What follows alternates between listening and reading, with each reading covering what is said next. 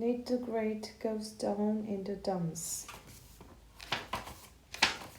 I, Nate the Great, and my dog Sludge were taking a walk. We walked too far. We walked to Rosamond's house. Rosamond and our four cats were sitting on a crate behind a table in front of her house. There was a crystal ball on the table. There was a sign next to the crystal ball. I will read your future, Rosamond said, for 2 cents. My future is worth more than 2 cents, I said. 3 cents then, Rosamond said. She gazed into her crystal ball.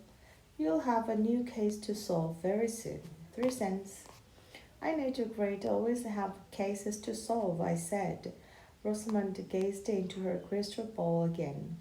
I can tell you more, she said. Someone has lost a box, a money box. You have to look for it. A money box? I said. How much money is in it? No money, Rosamond said. It's empty. Empty? Yes, it's my box. I was going to use it to hold the money I got for reading the future. Sludge was tugging at me to leave. He did not see any money in Rosamond's future. Don't go, Rosamond said. Listen to what happened. Cloud helped me set up my business. We brought out the table, the sign, the box, and 4 cans of tuna fish for my cats.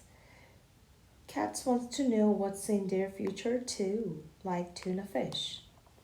Of course, I said. I put the sign on the table, Rosamond said.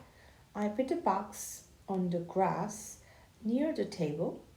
I put the tuna fish cans in a neat pile near the box. What happened next? I asked.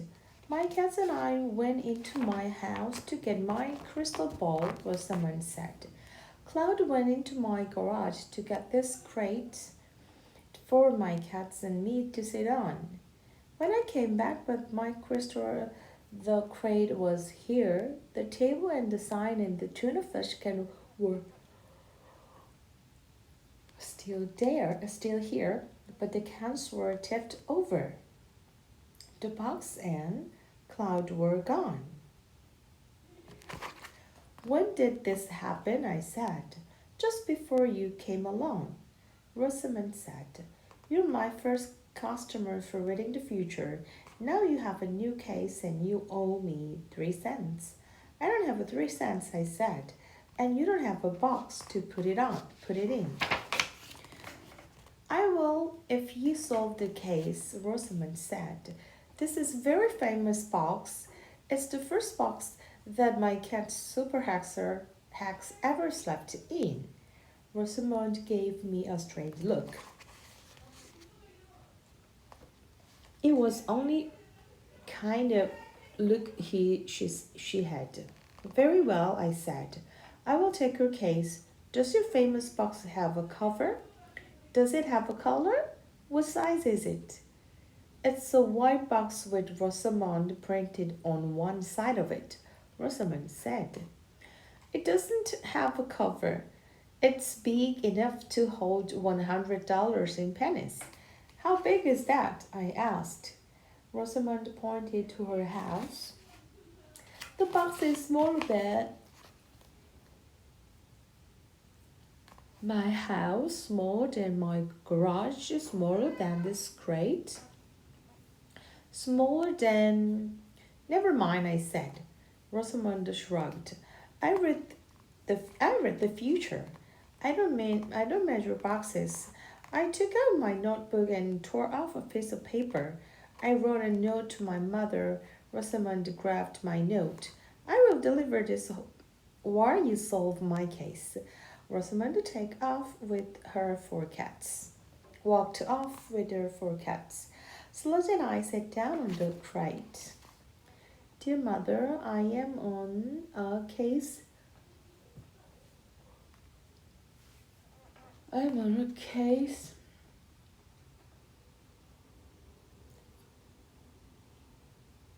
Wouldn't I believe? You wouldn't believe I won't tell you about it. I will be back. Love, Nate the Great. The crate had a label on it. Bananas. Maybe the box is still here somewhere, I said. Sludge and I peered under the box. The box wasn't there. Suddenly, we saw legs. 6 legs. Two belonged to Annie and 4 belonged to her dog Fang. Can you read my future? Annie asked. No, but I can't read Fang's future. I need to predict that someday Fang is going to bite Sludge and me. Today could be the day. Sludge and I rushed off. I called back to Annie. Have you seen an empty box with Rosamond's name on it and big enough to hold $100 in pennies? No, Annie shouted. We have to look for Cloud. I said to Cloud, a Sludge. Looking for a Cloud would be harder than looking for the box. Cloud was always getting lost. We went to Cloud's house. I rang his doorbell. I knocked on his door. I peeked through his windows. Somebody tapped me on the shoulder. It was Cloud. Are you looking for me? He asked. I was lost, but I found myself. Good work, I said. I'm looking for Rosamond box. I think you saw it last. I saw it on the grass just before I went into her garage to get her crate, Cloud said. Carrying the crate was hard work. I kept bumping into my stomach. I put it down on the grass by the table, where just where Rosamond wanted it. All the time I kept watching for Rosamond. I hoped she wouldn't come out before I could get away. Get away? Yes, I was tired of being Rosamond's moving man. After I put the crate down, I started to run. Then what? I tripped over the pile of tuna fish cans, Cloud said. I fell down on the grass, but the box wasn't there. I would have seen it. That explains why the pile of cans was tipped over, I said. But it doesn't explain what the box went. I need to grade say that somebody must have taken it while you were in the garage and Rosamond and her cats were in her house. But who would want an empty box with Rosamond's name on it? Cloud shrugged. Somebody extremely desperate for a box, I said. Sludge and I rushed to Fanny's house. Fanny owns a rat. The rat sleeps in a big box until he chews it up. Then Finn gets a new box.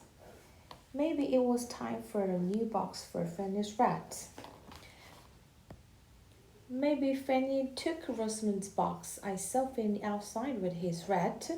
There was a big chewed up box beside the rat with the red house printed on it. I'm looking for an empty box big enough to hold $100 in pennies, I said. It belongs to Rosamond. My box belongs to my rat, Fenrir said.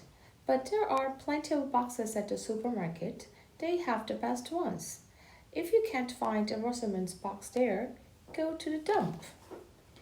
They have the worst ones. I will look for the best, I said. Now I need to grade do not like dumps. Sludge and I went to the supermarket. Sludge had to wait outside. I went inside. I looked for empty boxes. I saw open boxes and sacks full of oranges and potatoes. I saw open crates full of tomatoes and bananas and carrots. I saw labels on the boxes and crates. I remembered Rosamond's crate had the label bananas on it. She probably got her crate at the supermarket, but that was no help. I knew the crate did not need a crate that said bananas or a box that said oranges. I needed a box that said Rosamond. Suddenly, I smelled something pancakes. A lady was handing out pancake samples. I took one. Then I circled around and took another. Then third time around, she said. No more. I left the supermarket. I needed a grate, needed more pancakes. Slush needed a bone. We went home. We ate and thought. I kept thinking about the empty box. There was something else empty, too. My hat. Was I missing a big clue? I thought back. An empty box, a table, a sign for cats of tuna fish. Rosamond saw all these things before she and her cats went into her house. Cloud saw them before he went into Rosamond's garage. Then the empty box was gone. Only the empty box. Why? Perhaps the table was too heavy to take. And no one would take a sign that said Rosamond reads the future, 2 cents. But why not take the cans of tuna fish? Why take an empty box that isn't worth anything? I need the great suddenly had an answer. Because the box isn't worth anything. Someone must have seen the empty box and picked it up and thrown it away, but it had Rosamond's name on it, just on one side. Maybe her name wasn't seen. Rosamond's box has probably gone to the dump by now. I said to Sludge, where the worst boxes go? Sludge and I hurried to the town dump. There were mountains of stuff there. Old, ripped, wrecked, broken, disgusting things. Things that nobody wanted. I did not want them either. We are down in the dumps, I said Sludge. But then on top of the mountain of junk I saw something. A box was sticking out, and I could see a big R. Big R printed on one side of it. At last, it must be Rosamond's box. We have to climb up the mountain of junk, I said. Sludge looked at me. He did not want to do it. I did not want to do it, but we did it. Up, we climbed. Over lumpy mattress and broken furniture and old shoes and ugly clothes. At last, we were at the top of the heap. I grabbed the empty box. Now I could read the whole name on it. Red House.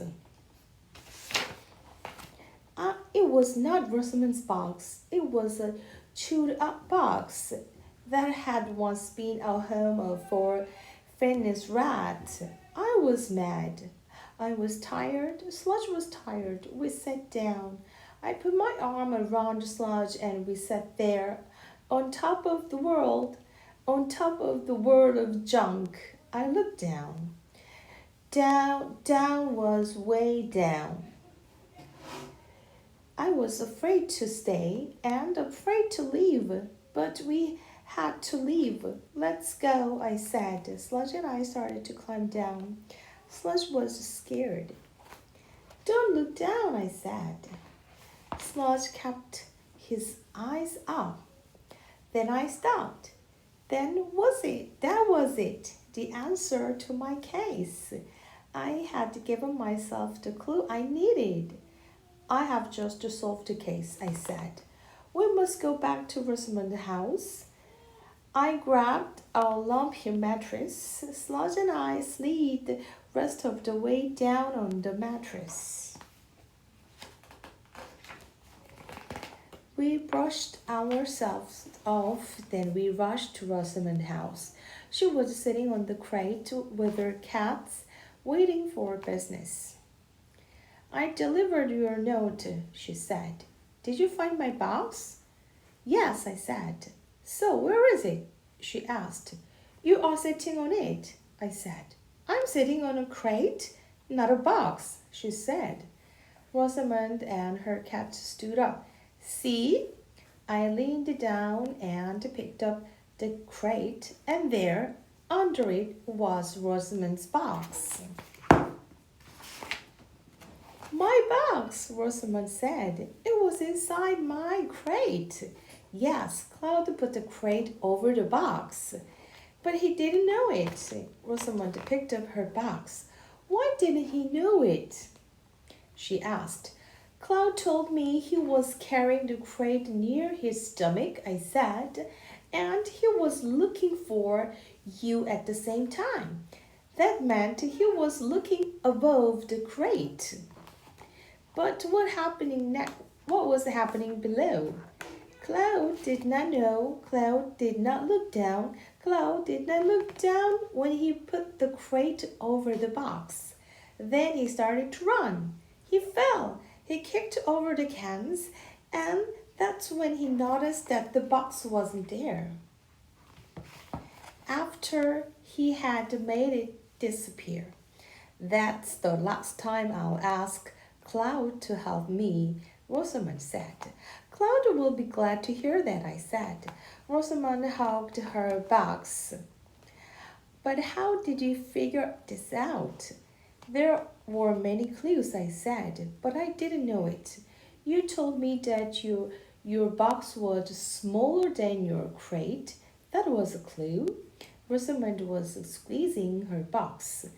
Tell me more clues, she said. I saw crates in the supermarket, I said. I figured you got your bananas crate there. I bought lots and lots of bananas at the supermarket, Rosamond said, until the banana crate was empty. Then they gave it to me. I need Gray to notice that all the crates at the supermarket had an open top. That meant that your crate must have an open top. But you kept your crate upside down to sit on. The open top was at the bottom, and it fit right over your box and hit it. Rosamond was all excited. She was crossing her famous box. I had done all my hard work for a crushed box. But my work was over, I said. I solved the case when Sludge and I were at the dump, and I told him not to look down. Not looking down was the key clue. You went to the dump for me? Rosamond exclaimed. I must do something for you. I will read your future 2 times for free, 3 times, 10 times. I will give you as many futures as you want. I can read my own future, I said. I gazed into the crystal ball. I see a detective and his dog, I said. They are going to disappear. And that's what Sludge and I did.